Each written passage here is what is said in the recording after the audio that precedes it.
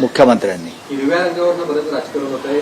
गणेश नाईक असं म्हटलं की हिरवा रंग हा प्रत्येक झेंड्याचा आहे, त्याचं भांडवल किती करायचं हे प्रत्येकानं ठरवावं, अशा पद्धतीचा प्रश्न करून भाजपलाच घरचा आहेर दिलाय त्यांनी. बघा, हा विषय चालू आहे हिरव्याचा.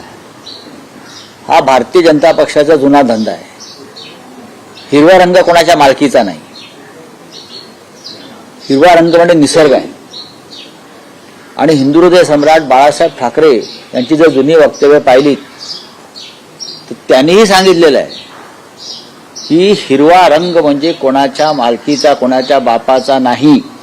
हिरव्या रंगावर कोणाची मालकी नाही, हे बाळासाहेब हिंदुहृदय सम्राटांनी सांगितलेलं आहे.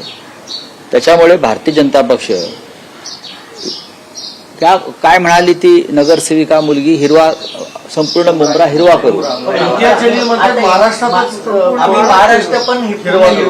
नाही, करून दाखवा ना.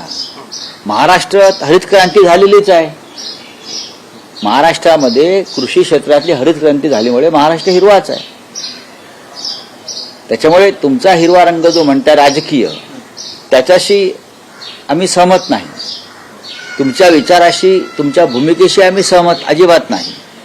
आम्ही तुमचा राजकीय मैदानामध्ये पराभव करत राहू. हिरवा रंगावरती फक्त मुस्लिमांचा अधिकार आहे का? तर अजिबात नाही. हिरवा रंग हा निसर्गाचा रंग आहे आणि त्याच्यावर सगळ्यांचाच अधिकार आहे.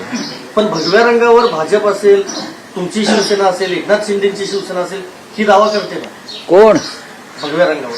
बघा, भगवा रंग जो आहे, आम्ही जेव्हा भगवा संपूर्ण महाराष्ट्र भगवा करू, याचा अर्थ छत्रपती शिवाजी महाराजांचा विचार आम्ही त्यामध्ये पसरवू आणि छत्रपती शिवाजी महाराजांनी जी भगवी पताका महाराष्ट्रात फडकवली ती आम्ही कायम ठेवू.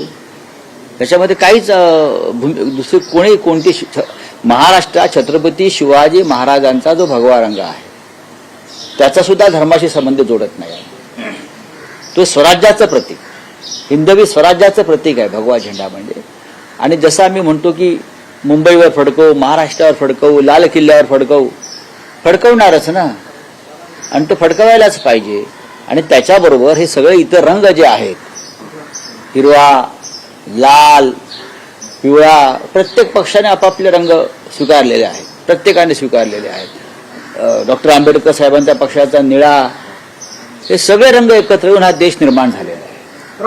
साताऱ्यामध्ये 6,000 कोटींचा ड्रग्ज पकडला आहे. केंद्रीय यंत्रणांना कारवाई करावी लागते आणि सातारा हे ठिकाण मागे आपण बरेचसे गप्पेस्फोट पण केले होते साताऱ्यात, अशीच कारवाई. साताऱ्यामध्ये हे ड्रग्ज